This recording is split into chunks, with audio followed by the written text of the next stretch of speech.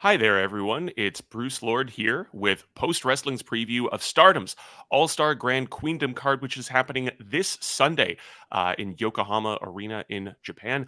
Now, if you're a Post Wrestling regular, you might be saying, wait a minute, Bruce, you're a self described Stardom agnostic who only ever wants to talk about New Japan and AEW, not modern Joshi. What are you doing previewing a Stardom show? Well, dear listener, today my Stardom cluelessness is a feature, not a bug, as I'll be asking the questions that you, the post listener who might be interested in checking out the Odd Stardom show here and there, the questions that you might have, and I'll be asking them of the person with all the answers, Post's resident expert in all things Joshi, Karen Peterson. Karen, how are you doing today? I am lovely on this lovely Tuesday. I'm excited. I'm like trying not to be like, oh my god, it's happening, but oh my god, it's happening. Well, we'll get into the particular reasons as to why yourself and other Stardom fans might be so hyped up about this show. But we should note here that this preview is meant not just to set up Sunday's show itself, but also the review of it, which Karen and I will have on Sunday afternoon. That review will be exclusively available to members of the Post Wrestling Cafe. So head on over to postwrestlingcafe.com if you're not already a member to make sure that you can hear that review along with the thousands other hours of content available to fine folks, helping John Pollock and Wei Ting keep the coffee fresh and hot at the Post Wrestling Cafe. Karen and I took a deep dive into New Japan Sakura Genesis show a week ago. I'll be looking back at the Cruiserweight Classic with John and Wayne the next couple of weeks, and that's just the stuff with my dumb ass on it. You've got Rewind to SmackDown every week, Rewind Away retro shows, ROH and Impact reviews, Ask Away, the Wellness Policy, F1 and MCU reviews, all manner of great stuff. So again, sign up at Post Wrestling Cafe if you haven't already done so to make sure that you're not missing out on any of the wonderful shows produced by the broader Post Wrestling family. So, Karen, this Stardom show is a card which is kind of meant to be the spiritual successor to All Japan Women's two Dream Slam cards 30 years ago, which happened on April 4th and 11th of 1993. Like I said, I'm not the biggest Joshi scholar, but that's a very lofty standard to live up to. Those cards featured Dynamite Kansai and Mayumi Ozaki versus Manami Toyota and Toshio Yamada, and Akira Hokuto's match with Shinobu Kandori, which is just one of my favorite matches of all time, Joshi or otherwise, and to which Giulia and Maya Hukiri's match at Stardom Triangle Derby Finals back in March was directly paying homage. If you're watching this on video, you can see that I'm wearing my Akira Hokuto and Manami Toyota shirt for this I'm occasion. so proud of you. So Karen, within the context of Stardom's history, as a relatively recent promotion still, how significant of a card is this show, and how does it figure maybe into Stardom's attempts to find something of a foothold in North America?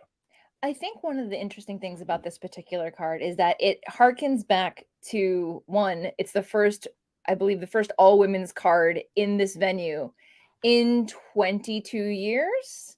And when we get to the Rumble, I got a little bit of trivia for you on that one. But one of the big things about this is that it's one of the rare occasions that we have English commentary live for the show. Stardom typically doesn't do English commentary for their programming. It's usually put directly onto Stardom World afterwards. And any English commentary that's been covered has been done on New Japan programming with Chris Charlton and Kevin Kelly. The interesting thing about this is that we have a very loaded card, but the top of the card in particular is very, very, very important for various different reasons. But one of the things that stands out is that it's a card that has, for those who are more newer to Stardom, you may not know all the names, but you may have heard a lot of the names in passing. And I think once we get into the nitty gritty of all the different match previews, people will hopefully get really excited. And if you're new to Stardom, or you're curious about Stardom, or you want to watch this show in particular, coming up later this week, if you follow we_r_Stardom, the English language Twitter handle, they will be releasing the instructions in English on how to order the pay-per-view. It's very easy. It's very walkthroughable, but they usually release those as close to the show date as possible. One of the other things to think about and keep in mind when you're purchasing the show is the exchange rate, and that it's also a limited time ticket. So it'll be available only for a certain amount of time, and that'll be published when you make your purchase. And then afterwards, that program will be moved over to Stardom World. So if you're a Stardom World subscriber, you can watch it as many times as you want. It's interesting that we're kind of, I almost feel like Stardom is maybe at the point that New Japan was a few years before New Japan World really started taking off, where there was still this sort of, there was this burgeoning interest in a North American audience.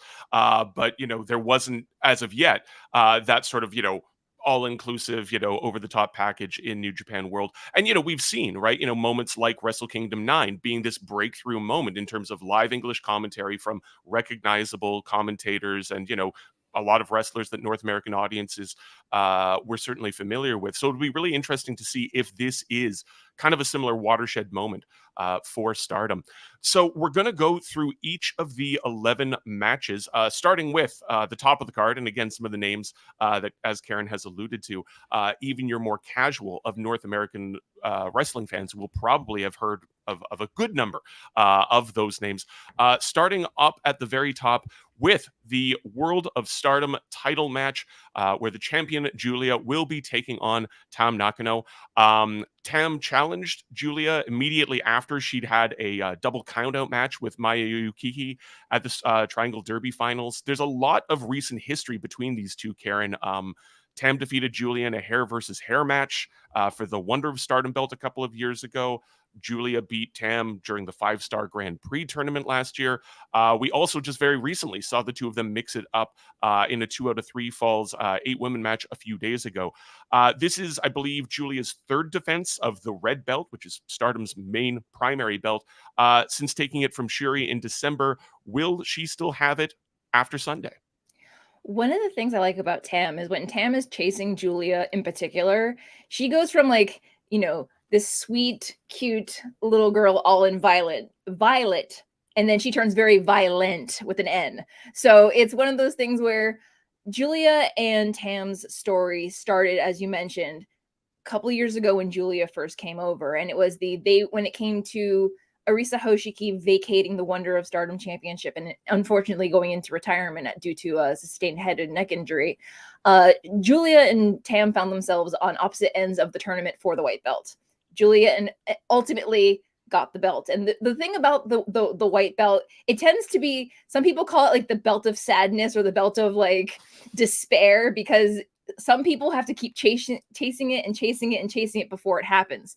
So yeah, Giulia won the Wonder Stardom Championship. Tam immediately challenged her again and lost that again. And then it built up to their hair versus hair match. Got a little show and tell for everyone. Oh. This was the cover of Weekly Pro Wrestling Magazine after All-Star Dream Cinderella, which really felt like it was on March 3rd, 2020, which it felt like the first big pay-per-view event akin to All-Star Grand Queendom, where they had a giant rumble. They brought in, all the nostalgia. There was like Aja Kong, I believe, showed up, or Chigusa Nagayo. It was a whole bunch of like Stardom history, queens and even kings of the indies. They all showed up for it, and it was a great show. But they were determined to be the ones that closed it out and had an outstanding match. And the thing about Giulia and Tam is that when they fight as if their lives actually depend on it. So when they got to the finals of the 5-Star Grand Prix and Giulia beat Tam again, the wall just got put back up and now she's chasing her. So I'd be curious to see if Tam can stage the upset, or if this is going to last us until December at the end of the year show. Okay, you use the word upset there, and I mean, at least again, to my very casual sort of perspective, to me, Giulia is someone who has that real kind of just star power, that X factor, like an almost like early Okada style like swagger and confidence to her. I think that she's somebody who really jumps out, both in terms of her look and her in-ring intensity. Even if you're not someone who is especially familiar with modern Joshi. So I don't know. I mean, if to my mind, if you are trying to have Stardom make inroads in North America, I'd be wanting to keep her very much front and center of the picture, whether that involves her holding the title or not. Okay, let's move on over to the match for the aforementioned Wonder of Stardom title match. The aforementioned kind of white belt, the kind of effectively the secondary title within Stardom. So this is between Saya Kamitani and Mina Shirakawa. I believe this match was already booked when Shirakawa kind of patched over or switched factions from the Cosmic Angels faction to the recently formed Club Venus squad. And the chap Kamitani is coming off of a very critically acclaimed defense of the Wonder of Stardom belt a month ago against Suzuki. That was a really great match that turned a lot of heads and already got a little bit of, match of the month or match of the year buzz. I have to admit, Karen, I've never really taken much notice of Shirakawa on the Stardom shows that I have seen. Do you think we're sort of seeing an elevation for her now that she's joined this new group? One thing that you could consider Shirakawa as, she's kind of like our Sonata, being in Cosmic Angels and being in the shadow of Tam Nakano, who's at the center of everything, is very much like Sonata was standing in Naito's shadow. So she was the one that was there from the very establishment of Cosmic Angels. She was the first one that Tam Nakano brought in while she was still in Stars, before Cosmic Angels broke off and went on their own way and took off, as it were. But the problem was that Mina was always very much her right hand, but constantly overlooked by other people. With Natsupoi joining the faction last year in particular, it became a bit of a problem and kind of like a small chip on her shoulder that she wanted more than anything. She wanted Tam to acknowledge and recognize her ability as a wrestler. And she challenged Tam previously for the white belt and fell short. And then, Kamitani came on in the middle of a monster run in November last year. She challenged in the Hiroshima Goddess Festival. And for those who may or may not be keeping tabs on New Japan, it's been mentioned on commentary there as well. That was the last time that Saya Kamitani did her Phoenix Splash, because during their match, she did one and decided to pull a Tanahashi and go back up a second time just to add a little oomph on the moment. And her heel came straight down on Shirakawa's mouth and like busted in her teeth, possibly fractured part of her jaw. So she was immediately put on the shelf from November, missing the biggest show at the end of the year, December. So she was out for 2 months. And during that time, she said that she was staying busy. And by staying busy, she was scouting the international market, because Stardom has started bringing back international talent. They had Tekla there for a very long time, but she was the only foreigner. So when she showed up in January with Club Venus, which was Zia Brookside and Mariah May from the UK, she brought them over. She's like, just so we're clear, I'm still in Cosmic Angels, but Club Venus is not. They're my side project. So right there, at some point, Tam's going to get a heavy dose of what she did to Mayu Iwatani breaking off with Cosmic Angels. But it was all a matter of when. So as the Triangle Derby came and went, Kamitani had other defenses, and she said at that time, I'm glad you're back, but I want you to be at 100% for when you face me. Shirakawa turned it around on her and she said, well, you need to stop being a chicken and bring back the Phoenix Splash. You haven't used it since me. I want you, if you don't use it during our match, you're not who you say you are. You're not as good as you think you are, because you're scared. And so that's the biggest story, is that will Kamitani bring out the Phoenix Splash and defeat Shirakawa? Or with this massive push of breaking off from Cosmic Angels last week and, taking all of Club Venus and Waka Tsukiyama, who is like, she was the ultimate underdog, 2.5 years without a win, finally got her first win last month, taking her with them and leaving Tam with almost nobody. So I feel like this might be the one that we have to watch closely, because it might be the era, the 15 V16 may not be coming for Kamitani on this one.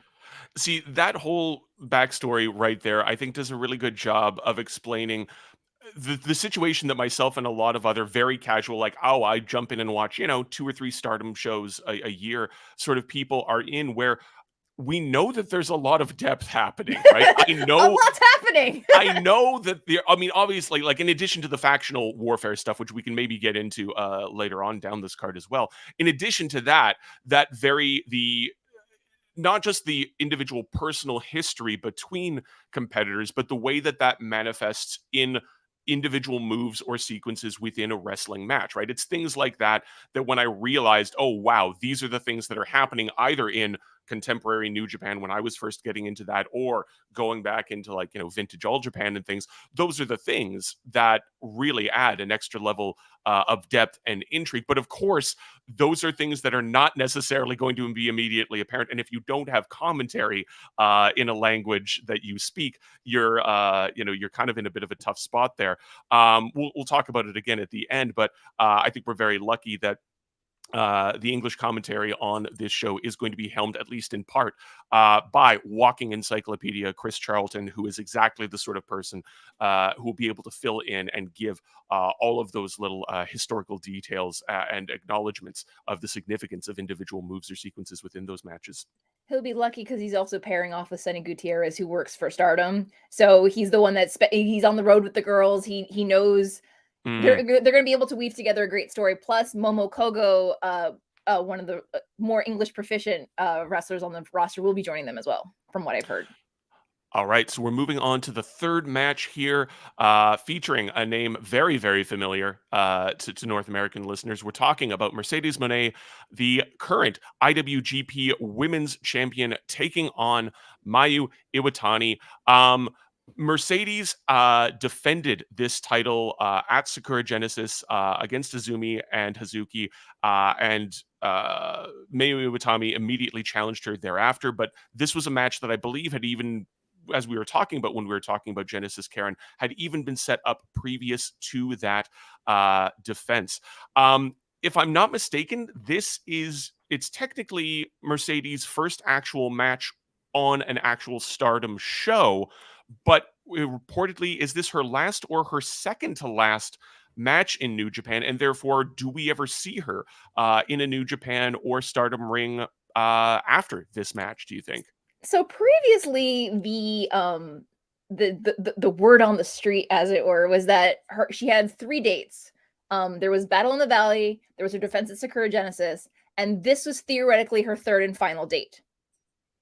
So we'll see. We'll see what happens next. Just like everything else, never say never in wrestling, right? Mm-hmm. So it could be that there are talks beyond this. And because I know people have seen the tweets circulating around between her and Giulia suggesting a champion versus champion match down the line. Put a pin in it. Wait for it, because both of these women need to walk out as champions for that to happen. But who knows? This could be the last time. It could be the last time for some time. We don't know. We don't know what Mercedes' status beyond Sunday will be. I mean, it seems to me, again, from an outsider's perspective, like Giulia versus Mercedes is absolutely the match that Stardom could make, which would have the biggest draw, the biggest appeal to North American audiences, or unless you want to say, maybe Mercedes versus KAIRI or something to appeal to WWE fans. I don't know. We've talked a lot about Mercedes here, but what context can you give for Mayu Iwatani and her role within Stardom? So for those who watch New Japan, Mayu is basically your combination of Kazuchika Okada and Hiroshi Tanahashi, and just throw them all together. She's one of the OGs. She's been there from the very beginning. And she's arguably their most decorated champion. Let me just run this down for you real quick for those keeping track at home. She's a 5-time Artists of Stardom champion, which is a trios champion. She had the longest run of the High Speed Championship collective victories before Azumi broke it a couple of months ago. She's been Goddess of Stardom tag champions twice, Wonder of Stardom white belt champion twice. She's been Ring of Honor Women of Honor champion, and she defended the championship at Madison Square Garden during G1 Supercard. She's been World of Stardom Championship twice. She was the tournament finalist for the IWGP Women's Championship against KAIRI. She won the Cinderella Tournament and Cinderella Fiesta in back-to-back years. 5-star Grand Prix winner. And she was SWA champion. So it's one of those things where there's literally nothing left in Stardom for Mayu to do besides win the Triangle Derby and, become IWGP Women's Champion. And this is her second attempt in the last 6 months. She main evented the show against KAIRI in arguably one of the best matches I've ever seen, both in person and I watched it back afterwards. I did. This could be a showcase match for Moné in the sense that, yes, she had the high-speed Stardom style match, but to have a Stardom style match in a Stardom ring for the first time is a very big deal. For my money, Oh, if go I'm ahead. a betting woman, it might be on Mayu, largely because later this year, a movie about her life is coming out based on her autobiography. Okay, so we're talking about somebody with a decent amount of profile and kind of a bit of a mainstream media push then, Yeah, and possibly in for those Japan. who watched Lucha Underground a few years ago, there was the Black Lotus triad of 3 women. Right. There was Yurei, Ghost, who was Mayu Iwatani, Doku was Kairi, then Hojo, and Hitokiri for that famous balcony dive was Io Shirai. So, Oh, yeah, right. yeah, I little that's a deep pull. And that was just in the last days of Lucha yeah, Underground it too. was what, but it's Oh, like man. season 3, episode 13. But yeah, for those who want like, if you look at mine, like, man, I know I've seen her somewhere. It's probably Lucha Underground or Ring of Honor. There's God, looking back at Lucha Under those days of Lucha Underground, like there's this famous uh punk show that happened in Manchester where like the Sex Pistols played this show in Manchester, and the myth is that like, oh, there were only like 70 people at that show, but every single one of them went on to form a band and would shape the next 20 years of music or whatever. I kind of feel like that's the deal with Lucha Underground. Just was the show a ratings success? Did it, do It gangbuster was like numbers a for the soap LRA network? opera. I enjoyed it. Oh, I loved it. I loved it. But everybody who is involved has gone on. That's just an incredible who's who to go back through there. And yeah, we should also note here again that the title that Mercedes and Mayu are fighting for is the still relatively recently incepted IWGP Women's Championship, which again is technically run by New Japan, right? It isn't a Stardom Correct. native belt. So, how this belt is used in terms of either New Japan wanting to have more of a presence of Joshi on its own shows, or in terms of beginning to bridge and link and interweave New Japan and Stardom more closely together, as we've seen over the last year or two. That's also something to be very much keeping an eye on. Okay, so we are moving over next to a singles match between Syuri and Chihiro Hashimoto. I think a large number of North American fans have probably, maybe at least, if you're like me, hearing Shuri's name in connection with Utami Hayashishita and their feud a couple of years ago was really kind of the straw that broke the camel's back, and was the kind of like the push I needed to say, okay, fine, I got to start at least watching a little bit of Stardom, because everybody talks about this feud that's been going on with such reverence. However, Syuri is facing someone in Hashimoto who's technically in another promotion in Sendai Girls and is a tag champ there. And she only has had, I think, a couple of matches with Stardom thus far over the last few months. So, what can we kind of expect in this pairing here, and what do you think is maybe going on with kind of bringing somebody in from outside of Stardom? So one of the things I really found interesting was like I was like you, I was like I know Hashimoto is a big deal, but how big of a deal is Chihiro Hashimoto? So here we go. Sendai Girls is located in northern Japan. NXT UK and NXT fans might know the name, I don't know, Meiko Satomura. That's the promotion that she ran before going to NXT full time. She trained Chihiro Hashimoto. And at 15, some girls, think about playing volleyball. Others want to be cheerleaders. Others want to be like in science and math and all that good stuff. She wanted to become a professional wrestler, and she got told, you're too young. Consider taking up amateur wrestling or judo. And so she went the amateur wrestling route. She wrestled in junior high school. She became the all Asian junior champion at 18. She went on to university and, won the world student championship at 20. She even tried out to qualify for the 2016 Rio Olympiad and just fell short. So if you're thinking, who could I compare Chihiro Hashimoto to? She's Jeff Cobb, but like compact. She's fast. She's been on GLEAT before, where she's done the UWFI style rules. She's heavy in submission.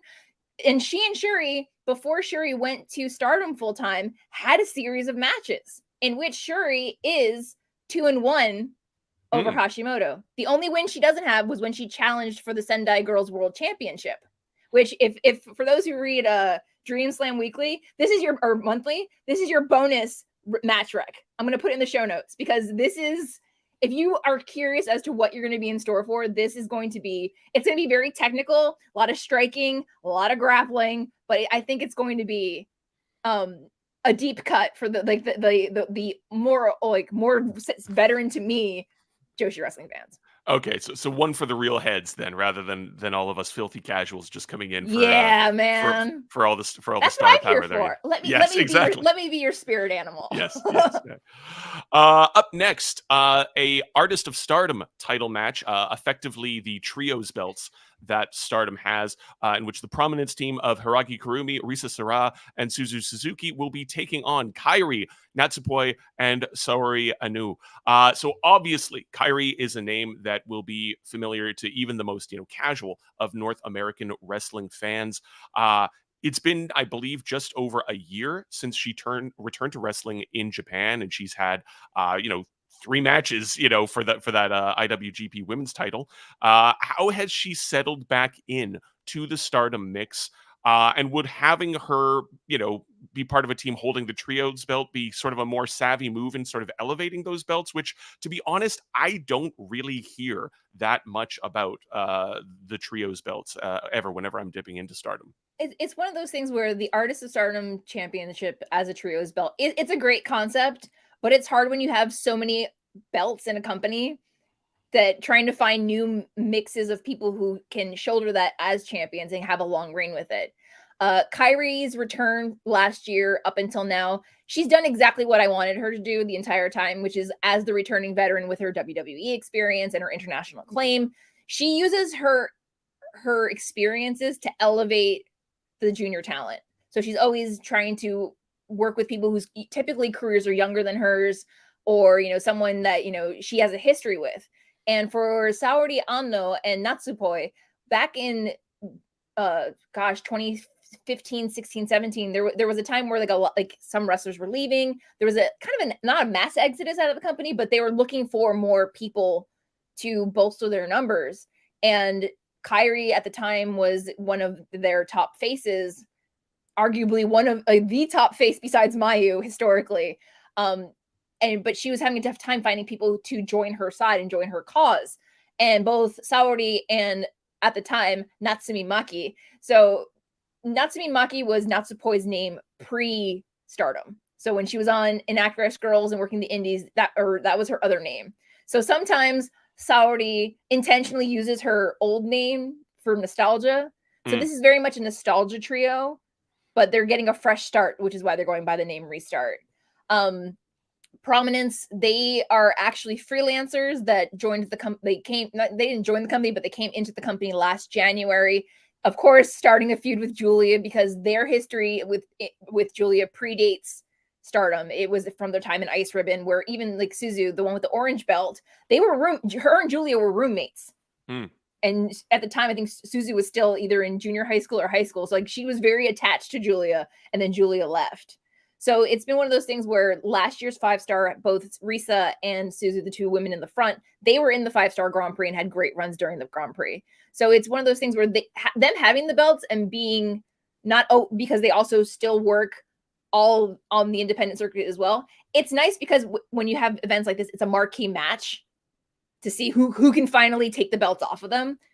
But they have yet to have they've had hardcore matches and defenses and stuff like that. But it's one of those things where I'm curious to see if they will be willing to take the risk on putting the belts on someone else. But that would be a great way to keep KAIRI in the fold moving forward.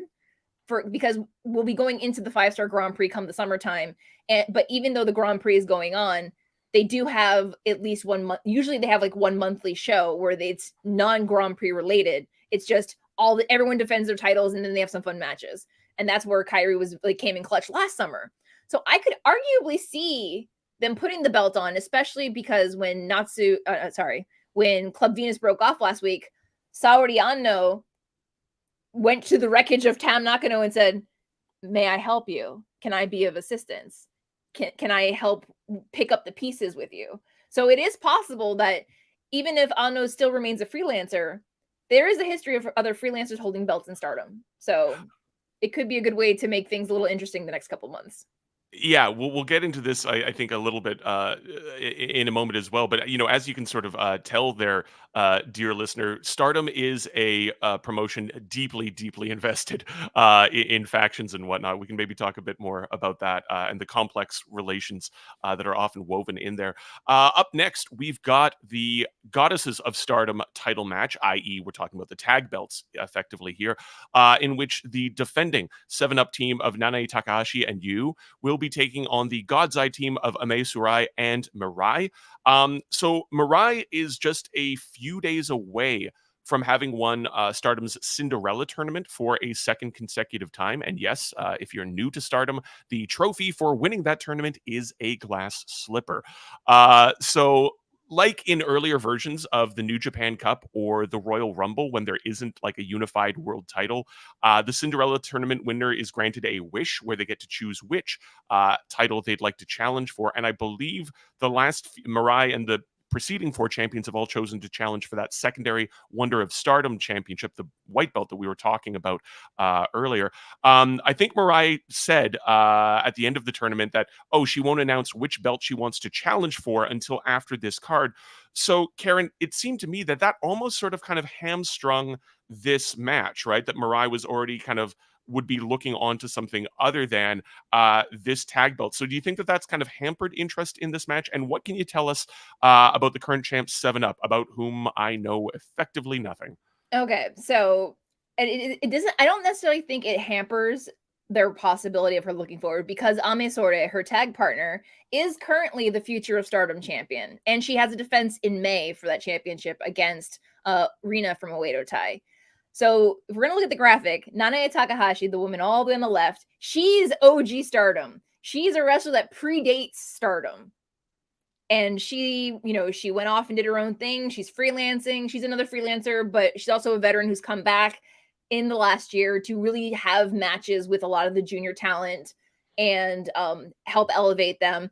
Waka Tsukiyama in particular would be the one that she took a particular interest in and was the person responsible for helping Waka break her 2.5+ year undefeated, unwinnable streak, as it were. So she's what she's a name that goes all the way back to the origins of Stardom. Her tag partner Yu is another freelancer, but she's very popular both in the UK and all over the scene here in Japan. She is currently one half of the Sendai girls tag champions, I believe, with Chihiro Hashimoto from the Syuri match. And she's also the Eve Pro Wrestling international champion in the UK. So she's like a triple champion right now, just, slogging belts around. But during the press conference, they kind of made fun of Mirai and Ami because they're like, aren't you guys supposed to be the future of the company? But you've already challenged for the belts 3 times and came up short every single time. They like in the last year, because Mirai is classed in that group of like under 25 new golden generation of Stardom talent. And she and Ami went against Fukuoka Double Crazy twice in July last year, came up short both times. And then when Tam and Natsupoi had the belts in September, they went up against them and came up short again. So it's really make or break for them at this point because they ended up having a strong showing in the Goddess Tag League in October and November, but 7-Up ultimately were the ones who won it. And they had to compete in a runners-up #1 contenders match in January and then lost that match as well. So it's one of those things. It's like, if they don't pull the trigger on Mirai and Ami now, it's hard to call them the future of the company, especially for Mirai, because her name literally means future. Oh, that's like the literal English translation of Mirai, which is future. So it's like, this is the chance for them. Yes, they have an unstoppable streak. They've been doing really hot. Like 7-Up's been doing really hot, but I think it's time for them to move on to other projects within Stardom, and giving Mirai that opportunity would be a good chance. And same with Ami. Yes, to talk about the elephant in the room, Mirai became a pro wrestler because she thought Yuji Nagata doing PR work and wrestling in her area of Tohoku. She was in one of the regions that was heavily devastated by the Great Tohoku earthquake and tsunami back in 2011. And that's seeing Yuji Nagata And some of the wrestlers in New Japan inspired her to become a professional wrestler. So that's why she kind of coyly said, I might go after the white belt. I might go after the red belt. I might go after the IWGP belt. So she's hedging her bets, but I think she's going to hold on to that Cinderella tournament win in her pocket for a little bit. The inspirational figure of Blue Justice still resonating throughout throughout Japanese wrestling. Up next, what I imagine will probably be a fairly emotional match in Himeka versus Maika. This is a retirement match for Himeka, who is leaving wrestling after, I believe, just 5 years in the business. Karen, either you or W.H. Park could probably write a sociological thesis as to why people cycle out of Joshi and Japanese idol groups so quickly, but that's a subject for another day. And very symbolically, she's chosen her tag team partner, Maika, to be her final in-ring opponent before a formal retirement ceremony at a Korakuen show in May. I get the sense that Himeka is someone whose stock had been slowly rising over the past few years. How would you evaluate her run in Stardom and what the feeling is heading into this retirement match? One of the things that Maika said in the press conference prior to the retirement road being announced is that she originally, when she started pro wrestling, she decided to set the goal that by 25, she was going to retire. So it was always on the docket that she was going to be a short timer, as it were. But the other difficult thing that she struggled with was that her father didn't necessarily support her choice to become a wrestler or her interest in becoming a wrestler. So he never got to see her in her gear because he passed away before she was able to show what she looked like as a arguably one of the top women in one of the top promotions. Yeah, she made a name for herself in 2020 when she first came in. She immediately found herself in her debutante entry in the 5-star Grand Prix, got all the way to the finals and lost to Utami Hayashita in the finals. She was Goddess of Stardom champion with Maika with a very short run. Maika and her tagged with Natsupoi, became the Artist of Stardom champions. She was actually selected by Giulia to represent DDM in the inaugural IWGP Women's Tournament. She also previously challenged for the Wonder of Stardom belt twice, once against Giulia and once against Kamitani, coming up short both times. And then also she challenged Syuri for the red belt.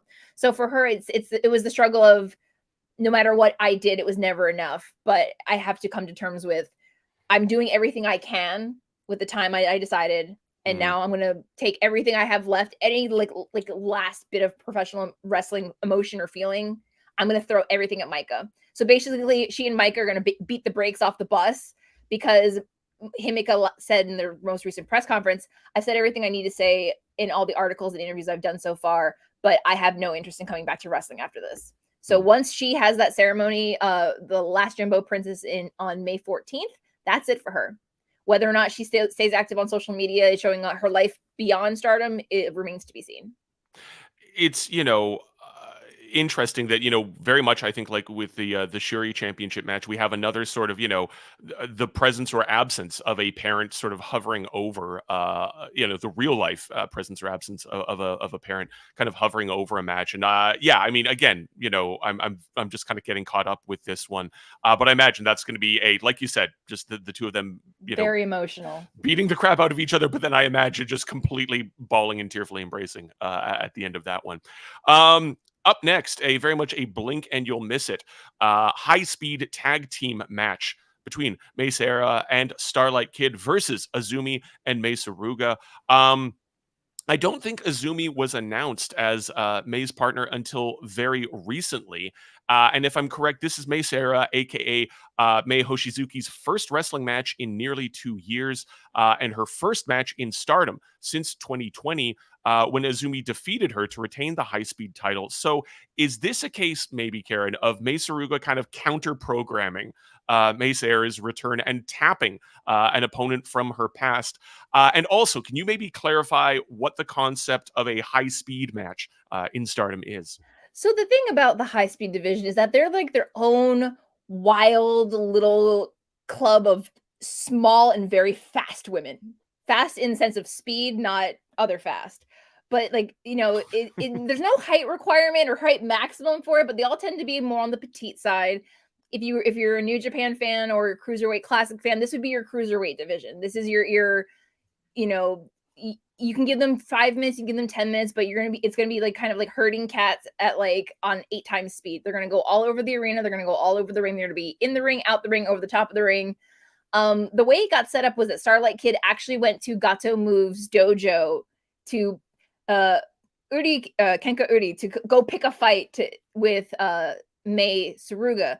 Those who have watched AEW, they may have seen her in the AEW International Women's Tournament. She's also been with Emi Sakura on AEW TV and I believe on Dark and Dark Elevation.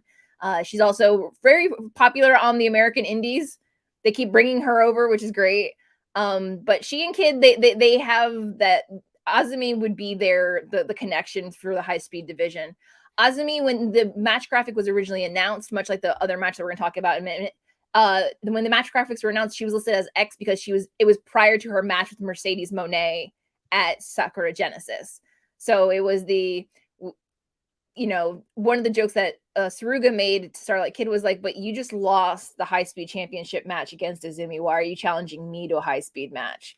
So when Sera May, the girl all the way on the right, when she was announced, she had been inactive since 2001, or sorry, 2021. She probably wasn't alive in 2001, 2021. But she formerly wrestled for Marvelous under the name Mei Hoshizuki. And apparently Mei Hoshizuki and Mei Suruga, I'm not familiar with it, but they also have like independent ties from their time doing high speed matches as well.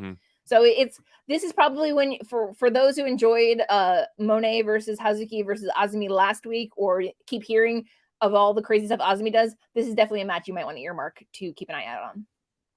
All right, we are moving up next to very much a stable-based match featuring the Club Venus team of Mariah May, Xena, and Jessie versus the Oedo Tai team. And Tekla, kind of, sort of. She's been harangued into moonlighting, helping out Club Venus. Moonlighting in there against the Oedo Tai team of Ruaka, Mobo Watanabe, Natsuko Toro, and Saki Kashima. So as we were sort of alluding to a minute ago, Club Venus is a relatively recently formed stable.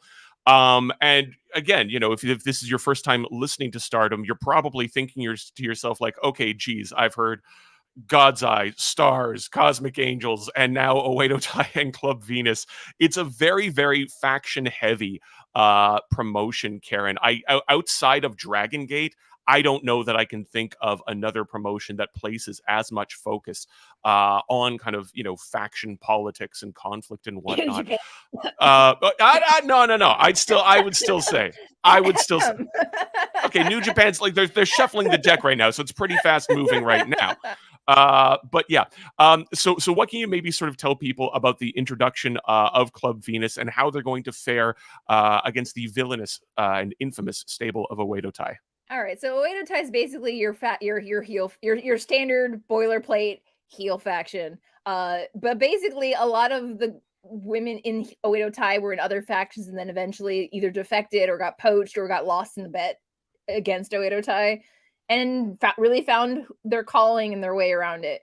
The good thing about Club Venus is basically like Stardom's current answer to Tokyo. Like when Tokyo Cyber Squad went away, that was one of the factions that had a lot of foreigners in it. Oedo Tai used to have a lot of foreigners as well. But this is their way to introduce more foreign talent into Stardom. So Mariah May is from the UK. Xena is the girl with the long black hair. She's from Australia. Those who watched NXT may know the name Jessie Kamea. Jessie is now, she was, formerly in NXT, she got released, but now she's in Stardom as the Matarahi. I don't know what Matahari does, but that's what they're doing in Club Venus. They're all tall and fun and they like to dance. And then poor Tekla's in Donna Del Mundo, but she is Austrian and she's very fluent in Japanese. So I think that's also part of the reason why she kind of got put in the match with them, just to have some fun. And it's one of those things she's playing the very reluctant participant, like kind of like she's in a hostage situation with Club Venus. But I think she's one that has a lot of fun in matches. And if you haven't seen, like when I was talking about high speed, she should be high speed champion at some point because her ability to do things, like it's not fair how fast that girl moves. All right. Our penultimate match, a tag team match between the Queen's Quest group of Miyu Amasaki and Utami Hayashishita versus the Stars team of Hazuki and Fuwa-chan. Like I was sort of alluding to earlier, Hayashi Shida is very much the person who I kind of latched onto and gravitated towards when I was first starting to watch Stardom here and there. That again, her feud with Syuri had so many wonderful matches in it, and it sort of seems like she's been a bit downcycled since that feud finished, which I'm a little bit bummed about. Do you think this match is just sort of basically a like, look, Hazuki and Hayashi Shida, we got to get them on the card somewhere type sort of situation? I don't think Hazuki was even announced as being a participant in this match until a few days ago. Okay, so Hazuki, at the time when this was announced, she was also embroiled in the IWGP three-way with Moné and Azumi. But the reason why she was put into this match is because she's Fuwa-chan's trainer. Fuwa-chan, for those who don't know, may have heard that about her having her debut match back in October last year at the opening day of the Goddesses Tag League. Fuwa-chan in Japan is a massively popular YouTuber. And she's also a variety TV talent on broadcast Sunday night, 9 p.m. golden hour slot. She's a very big deal. And she's a regular on a TV show called, basically the English translation is legal counsel, like free legal counsel, but it's basically a panel discussion TV show they talk about different like things in the news and stuff like that. But they like one of the things they asked was like, what's one thing you'd want to try? And she's like, I've always wanted to try becoming a pro wrestler. So they contacted Stardom, and she's been trained up until October of last year. She was training privately, like very hush hush in the Stardom dojo with Hazuki and Queen's Quest and some of the other people. So her debut match was actually against other half of Queen's Quest, Kamitani and Hina, who had just come back from studying for her high school entrance exams. This is not, some might see this like, well, it's the second match on the card. This is not a cycle down. This match will get national coverage on Japanese broadcast TV.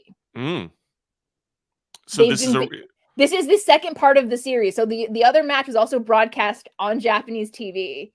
They like Keiji Muto, I believe, is going to be one of the guest panelists for when this one eventually airs. So it may look like it's cycling down, but as the leader of Queen's Quest, one, it gets her on the card, but also she's has the opportunity to become a household name. Same thing with Amasaki, same thing with Hazuki. This is a way that Stardom can parlay, like much like how WWE brought in different talent that has like TV connections or sends their own talent to go work in the film industry. It's the same thing, just in reverse. They brought a celebrity in to train them. And a couple of the matches, I believe, or at least one in Korakuen Hall, she was seconding at ringside as part of her training. So she's taking it very seriously. She's determined to win. And Utami's like, yeah, nice try. Don't think that's going to happen for you, but good luck. But she's been very positive about the experience. And I think it's actually getting Stardom put into more and more people's houses, like Sunday night during like right after dinner. So it's interesting. Obviously, celebrity and celebrity crossovers have been part of pro wrestling going back many, many, many, many, many decades. But it does sort of feel like we are going through this kind of particular bump or wave in terms of YouTube personalities, influencers. I hate saying that word. It makes me feel filthy. But between the Paul brothers, between that thing in AAA, which didn't end up coming to pass. But I do sort of feel like a lot of promotions are really kind of shooting for any sort of link or ability to tap into those younger audiences, right? That I think everybody is always trying to hunt down, and that influencers or YouTubers like Fuwa-chan are maybe viewed as an inroad too.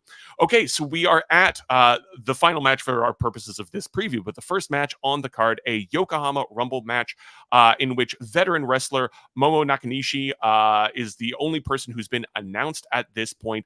I think she's only had a couple of matches since an effective retirement in 2005.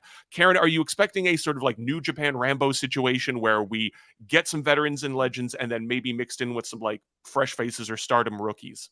Typically, that's what the Rumble always ends up being, is that when she was announced as the first person, I automatically thought back to that 2021 All-Star Dream Cinderella Budokan show because she was in it.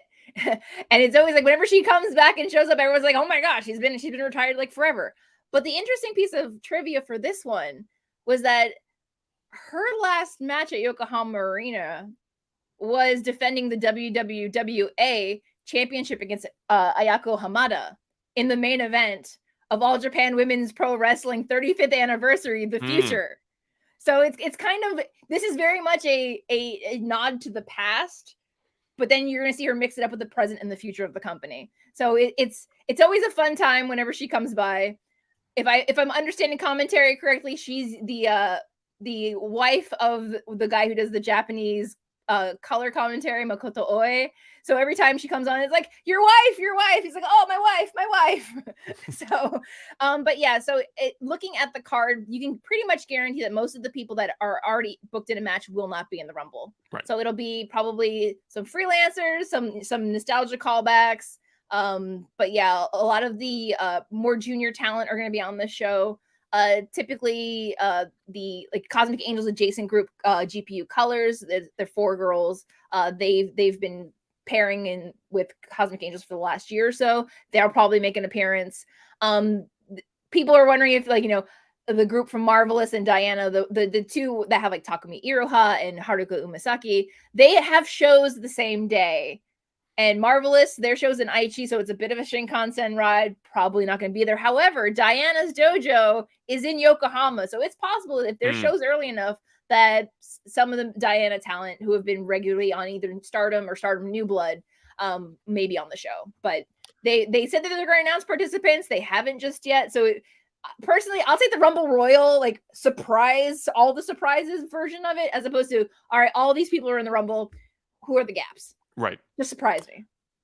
So 11 matches ranging from nostalgia to shaping the future of Stardom, ranging from attempts to sort of maybe have crossover success either in Japan or possibly North America. Karen, to put you on the spot, what one match is going to steal the show? What one match are we all going to be talking about on Monday? I don't know. It's you know, it's apples and oranges and personal preference. Like for me, I'm a huge Mahime fan, so knowing that this is going to be Himeka's final match, when I had only just seen her wrestle in person the first time in November, that's really going to get me. But I can guarantee that Giulia versus Tam is going to be a barn burner. There's going to be tables. I'm guaranteeing there's going to be blood. Tam's already tried cutting Giulia's hair once and took a nice big chunk off the side. There's probably it's not going to be an official hair versus hair match, but I'm thinking someone might lose some hair. All right. So if folks are interested in checking it out, like we've alluded to, the English commentary is going to feature the wonderful Chris Charlton, who's, like we said, always great at providing context for casuals like myself. But as we were talking about off the top, Karen, where and how can English viewers actually track down and check out the Stardom show this Sunday? Just as a reminder, follow _r_Stardom. That's the English official web Twitter handle. They're the ones who usually set out and disseminate the information. Of course, I'll probably retweet it. So if you're following me at Hey Karen Sensei, it'll probably end up on your timeline. But typically it'll come out. They're saying Thursday morning JST. So probably if you're in the North America, South America, it'll be late Wednesday night or early Europe and everybody else time. All right. And for those who don't know, Karen does a whole hell of a lot of Stardom and general Joshi coverage. So Karen, if folks are looking for even more context for this card, where can they find all of your recent work related to Stardom and Joshi in general? All right. Well, what I'm going to do is that in the show notes, I'm going to drop a couple of Stardom event reports that I have over on Post that'll give you the general, you know, last 5 to 6 months. So if you want to like pour a cup of tea, go do a read through, it might help you out. If you want more information about the faction specifically, back in September through November over at NJ, I'm going to say it wrong, NJPW1972.com, Karen Peterson's Historic Cross Column. It is a 5-part series talking about the championships, the history of the matches leading up to Historic Crossover, as well as all the different factions. Now I have to change some of the things because now there's Club Venus. That wasn't the thing before. So it's one of those things where you'll be able to get basically a little bit of information, a little more information, as unfortunately the Stardom website's in Japanese only. So, but of course, follow me on Twitter, Twitch, Instagram, and YouTube. I'll be talking. I talk about the Joshi. And on April 29th, Saturday, April's Dream Slam Monthly is coming out. So, and of course, Sunday, can't forget Sunday. Absolutely not. Exactly. Karen and I will have a full review of the show on Sunday. And again, that show is exclusively for members of the Post Wrestling Cafe. So again, be sure to sign up. There you go. You can see the link there at postwrestlingcafe.com so you do not miss out on that or any of the dozens of extra shows coming out on that feed every month. So until we chat to you on Sunday, I have been Bruce Lord. Thanks very much for listening, Karen. Or thanks very much for listening. And Karen, it's been great to see you again, and I'm looking forward to talking about the show with you on Sunday. Always a pleasure.